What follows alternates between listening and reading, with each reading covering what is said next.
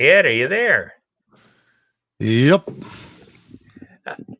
Let's well, we got one person watching. For some reason the video didn't play the intro. I'm going to play that again.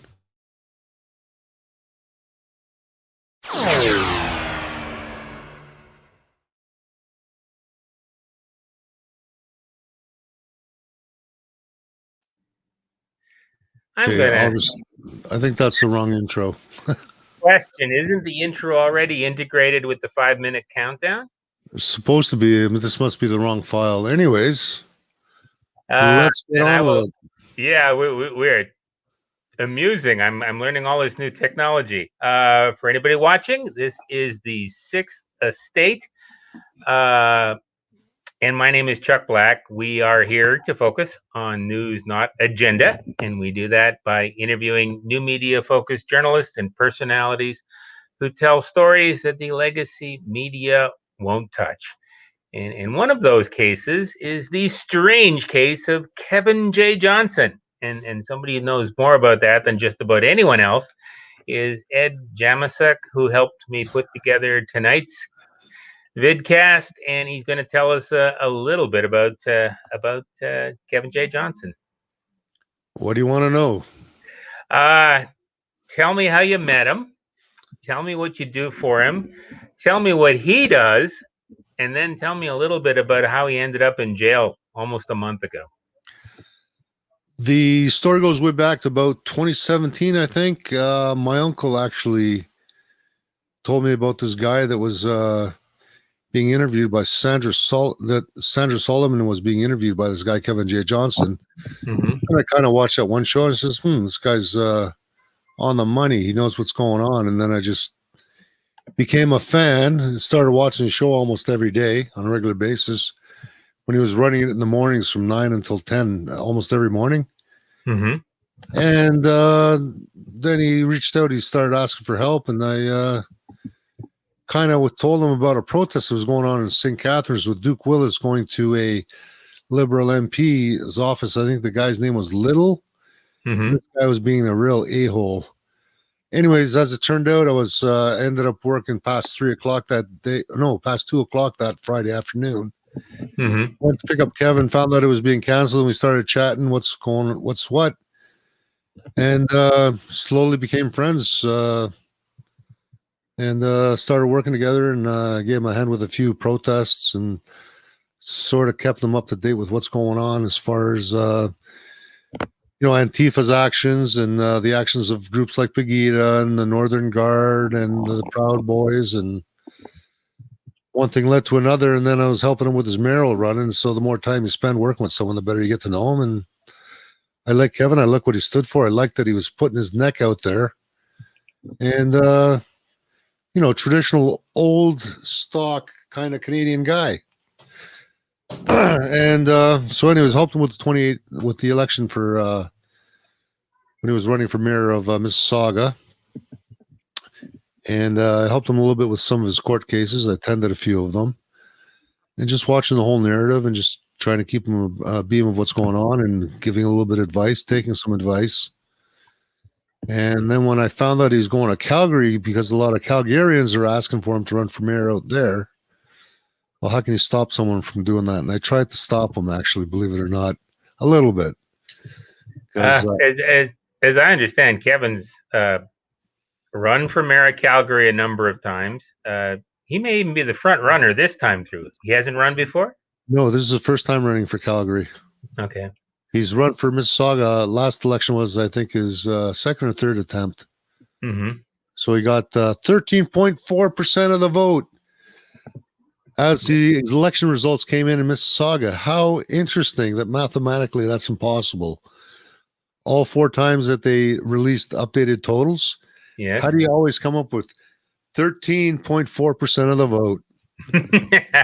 Well, with respect, that's better than some of the other small candidates. It was better than just about everybody in the PPC party 2 years ago at a federal level. It's not bad for the first time up to bat. Third time. Second Third or third time up to bat? First, second. I think it was either second or third attempt to becoming mayor of Mississauga. Yeah. So as we know, Kevin is quite critical about leftist policies, and he's against people that discriminate. He talks about any topic that's relevant, and he likes to bring the truth forward or report on the side of the news that's not being reported by our lamestream media. And he has traditionally been doing a live stream show, much like this. This is what inspired me to do a live stream every night at about 9 p.m. lately. Is that correct? Yeah, he's been doing since he got out to Calgary. He's been doing a show. He switched times to for Calgarians. It's from 7 until 9 p.m. Okay. So that's Mountain Time. For us here in Toronto, it's from 9 to 11 p.m. So it's late for me, but whatever. People need to get to know him. I think he's one of the only mayors that's actually going on every night. And well, they went to buy shoes and suits, and they got in front of an Aldo shoe store. Young ladies wouldn't let him into the store, and he ended up getting charged for causing a disturbance. And then there was another event just outside of the city. I can't remember exactly where it was. It was a food store or a variety store. Mm-hmm. They had the doors locked because of COVID, and they wouldn't let him in.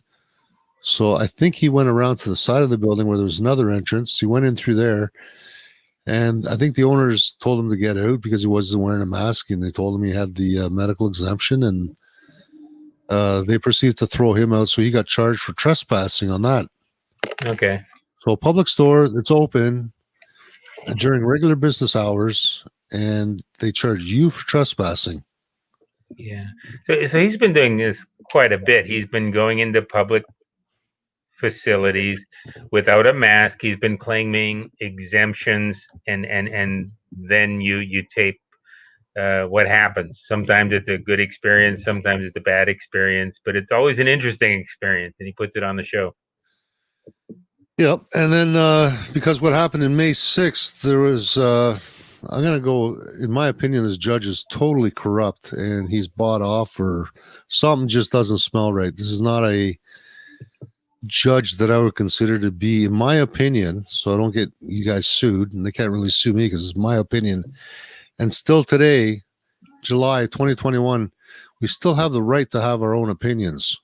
Mm-hmm. Now, the judge may not like it if he sees this, but this is my opinion based on what I've seen the judge perform. They're basing the Rook injunction, which basically was a John and Jay Doe injunction, on the entire populace of Albertans, saying anyone that doesn't comply with these draconian health measures, and there is exemptions for these, that they will get charged for breaching a court order. So what this Rook injunction was, basically up in Edmonton, Alberta Health Services hired a lawyer. Lawyer drew up this injunction, went to this Rook, which is a judge, not a very good one in my opinion, and he basically rubber stamped it. And although it goes against the constitutional rights that we have here in Canada, passed it anyways. So all these subjects, all the people in Alberta would be subject to this Rook injunction. So if you don't comply with the mask laws or the social distancing orders, now these are orders, these are not laws. And this has all come down from the World Health Organization. The judge obviously believes that this virus is true, or he's corrupt and he knows it's not true, but he's doing this anyways, because this whole COVID thing, it's never really been about saving lives.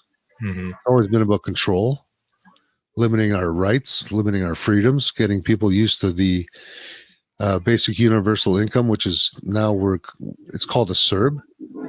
So a lot of people are staying home, not working, drawing money, and here we are, socialism for all except me. I'm not drawing it. Mm-hmm. Mm-hmm. And this is a judge named Rook. Do you know his first name? No, but I think everyone in Alberta knows who Judge Rook is. So, anyways, a week later, the JCCF went and they challenged it, and they managed to say, okay, it can only apply to named individuals.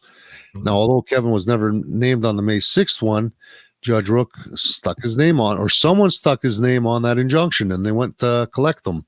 When he was in Edmonton, politicking, trying to, meet people, Mm-hmm. and he also he goes on site, he records these things, he puts social commentary on these at these events, and he was social distancing. So the cops swoop in, handcuff him, grab him. They don't provide him with a court order. They don't provide him with nothing. They just grabbed him, handcuffed him, threw him in the car or truck, I think it was, pickup truck, and Mm-hmm. sped away. So basically, it's modern day kidnapping. And this is the world we live in Calgary, apparently. Next question. The arrest, I believe it was May 26th, May 27th. It actually made Newsweek magazine. That was a good magazine back in the 80s and the 90s. But it made Newsweek magazine under the title "Mayoral Candidate Arrested After Live Streaming Confrontation with Workers Over Mask Refusal." And then he sort of disappeared off the face of the earth. The show still goes on. You're helping with the show. There's one or two other people doing the show. But Kevin's been in jail since end of May. How come? Yep. Well, he went for a bail hearing, and because the judge says, the Crown actually, who's a hired lawyer, not actually a Crown prosecutor, but from what I understand, a private lawyer that studies or practices in medical fields of law, and he actually was prosecuting, and he convinced the judge. I can't remember the name of the judge, but I think it may have been Germain. And if it's a judge I'm thinking about, he says, well, I see a high likelihood that Kevin will reoffend, so I'm going to deny a bail. So now we're going on week 7, I guess. Yeah. So his bail is being denied until his case can be heard in front of a judge. Yeah. When do you expect that'll happen? There's the actual court cases this coming Monday. Okay. So he's been denied bail, I think, 3 times. Mm-hmm. Or he's gone to 3 different bail hearings, if not more. And he's been denied every time. First 2 weeks he was in solitary confinement, got out for I think half an hour a day. Yeah. The first 8 days he wasn't even able to speak to his Toronto lawyer. So I guess Miranda rights, we don't use those here in Alberta now, do we? Well, that's an American thing, isn't that? No, you gotta be able to speak to your lawyer. So he never spoke to his lawyer for the first 8 days. And then when he got transferred out of the Edmonton remand down to Calgary, he kept telling the guards, I'm supposed to be in video court this morning. So what is normally a 3-hour drive took 6 or 7 hours. So he missed that bail hearing also. They kept on saying, don't worry, we'll get you here. And they're winking at him. We'll get you to court in time. So when he gets to court, apparently the people down in Calgary are saying, where the hell were you guys? We had court today. They're saying, well, we got here as quick as we could. So how does a 3-hour drive turn into a 6 or 7-hour drive? Suspicious? Yeah, there's shady stuff going on. So, the people of Alberta are just awesome, but boy, the cops and the judge, some of them are nasty. Judge Rook. I think I found him. He is what's his name? The Honorable Associate Chief Justice John Rook. You can call him honorable. I won't. Well, that's what the CBC calls him. I'm pulling up some. Do consider Kevin J. Johnson to be a political prisoner, a prisoner of COVID? Yes, absolutely. Why? They don't want him out on the streets. He hasn't killed anyone. He hasn't harmed anyone. And how can you justify keeping someone that's actually done nothing except, stay within the law? That he did social distance. That he did to a point. He did obey the recommendations of the WHO. Mm-hmm. Now the face mask thing is, if you're exempt, you're exempt. The fact that he was up in Dawson Creek, went into a store and went to buy a bar of Ivory Spring soap. Mm-hmm. Puts $5 on the cash register on the where you put the food to pay for the food. Yeah, and yeah. then leaves. So $5 for a $2 bar of soap, and they're getting accosted. He says, "Okay, I'm just going to buy the soap and I'm leaving." And they're saying, "No, you're not allowed to shop here." He says, "I'm exempt," and they don't want to honor the mask exemption. Mm-hmm. And then he goes to the far end of the parking lot, a good minimum 150, 200 yards. And then the store manager and another person come out, and they actually go to knock his phone out of his hand. And then, of course, Kevin in defense swings at the guy. The guy calls the cops, says he's been assaulted. The cops come, and it was the other guy that started the assault. Mm-hmm. Kevin gets charged for assault, and he spends a couple nights in jail up in Dawson Creek in British Columbia, I believe it is. Hmm. So up is down, down is up. If you're going to assault someone, I think in Alberta, chances are pretty good the person you assaulted will get charged for assault. That's the way things are going with this COVID. So as far as I'm concerned, it's all a scam. I haven't seen any evidence that they've isolated the SARS-CoV-2 virus anywhere. They're pushing this experimental jab on the entire population of the world. Yeah. I'm not going to take this jab. No way. And I've had a lot of vaccines.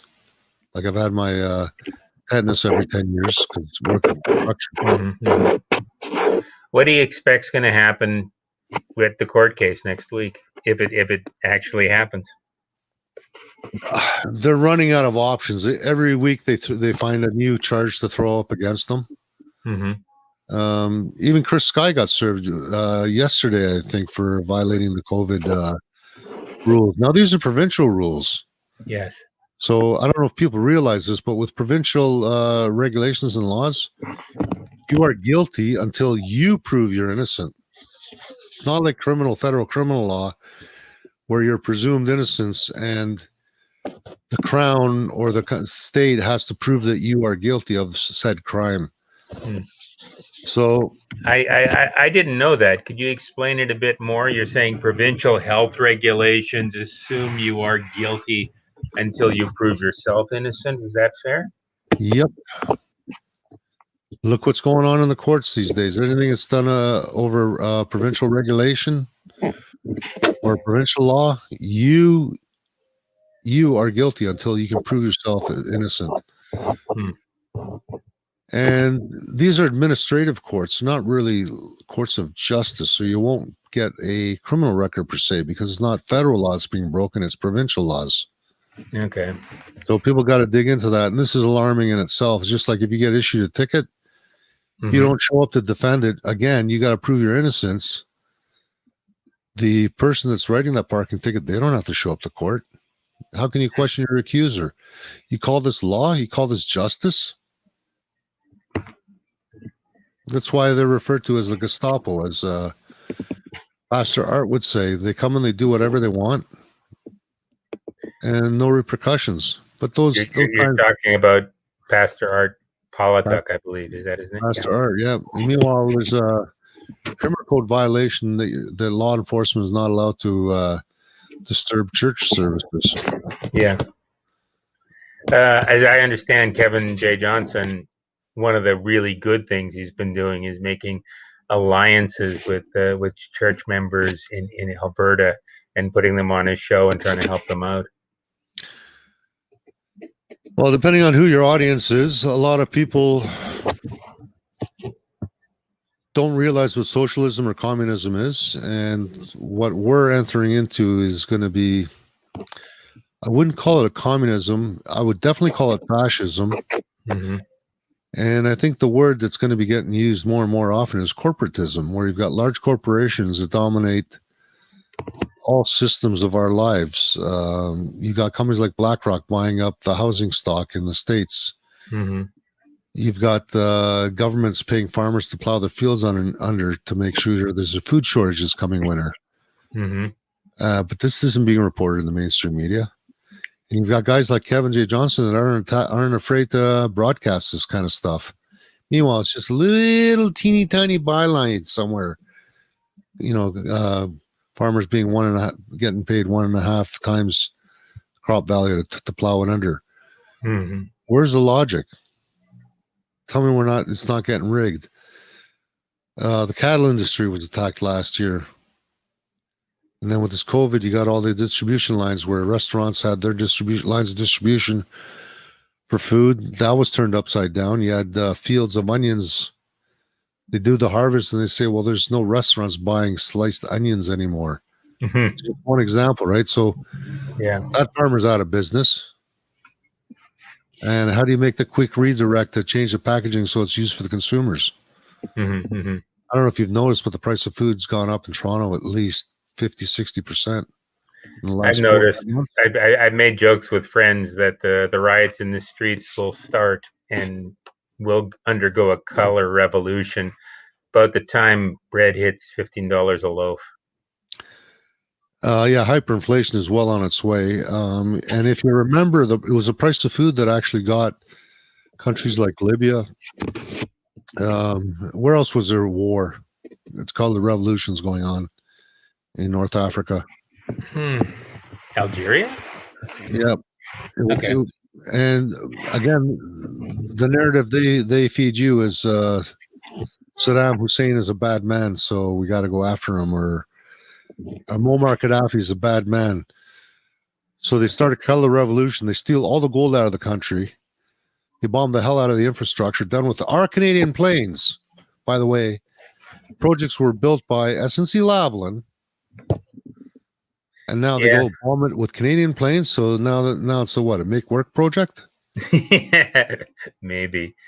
I'm hoping to change track just a little bit here. I'm hoping you'll tell us a little bit about yourself and why you started, what your background is, what gave you the skills to notice what's going on in the world and to start to write about them and talk about them and do videos on them and smoke.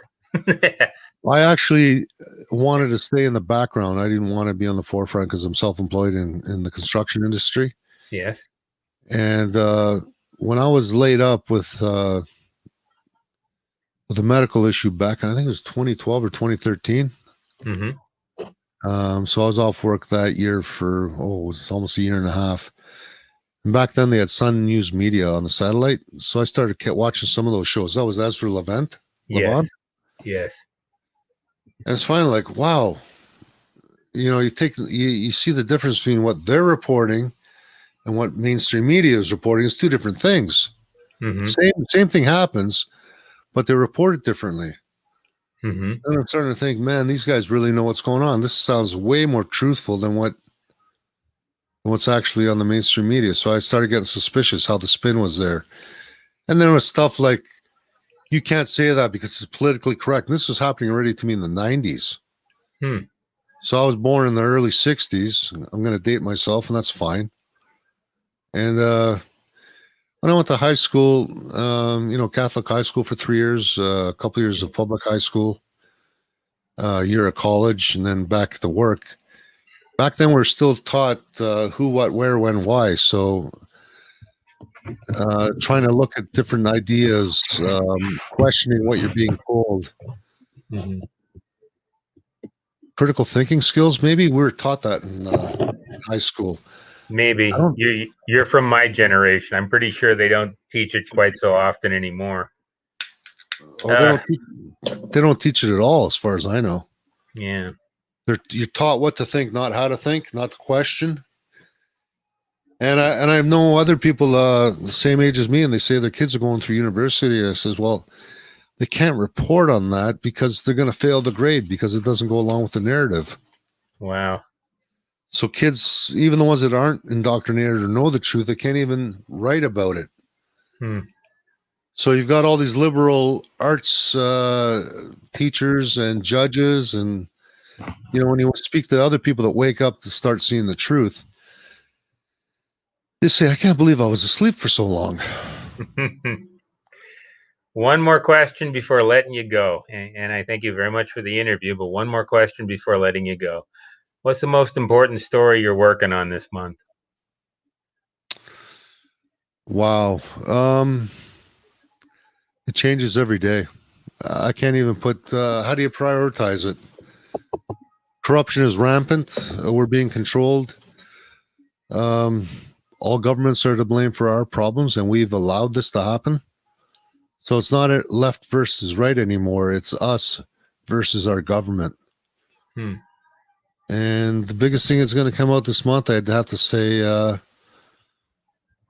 hearing a lot of noise that Trump will be put back into his proper position of power middle of August. I'd be interested in seeing that. I'd probably bet against it at this time, but I'm not sure I want to dismiss it. Hey, Chuck, what's the difference between a conspiracy theory and the truth? I don't know, about 2 months. 6. Anyways, guys, thanks for tuning in. Chuck, final comments before we play the outro. And this is our first broadcast. And yes, we did have a few issues go on, so don't even bother tuning in. I think this was a fun first time up to bat. I had the wrong windows open. There's noise in the background. I don't think the lighting's correct, but all things considered, first time up to bat. We will get better as time goes on. My guest next week will not be Ed. However, I hope Ed will remain in the background to teach me how to work this technology and to help me out. And with that said and done, I think we've got to go. Ed's got to go work on the Kevin J. Johnson show. All right, and here's the outro.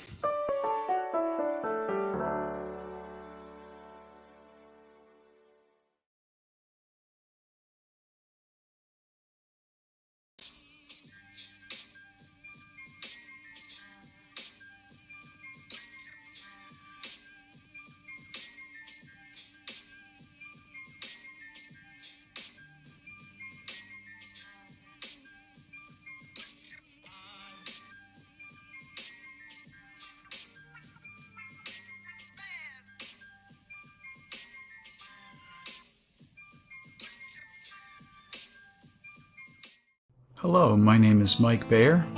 I'm currently working in Toronto, Canada as an independent investigative journalist with Free Speech Media.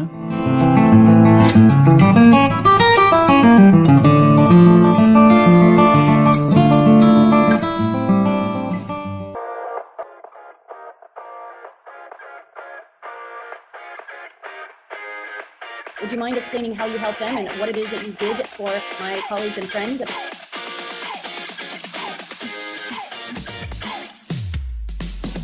Escape Chinata.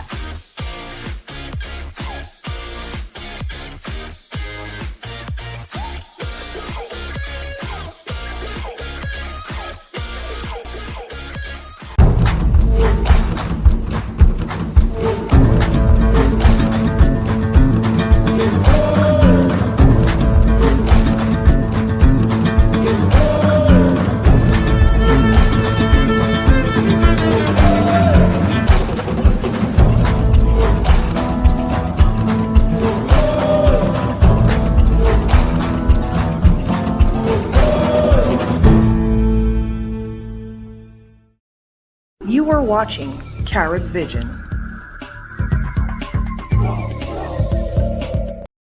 Okay.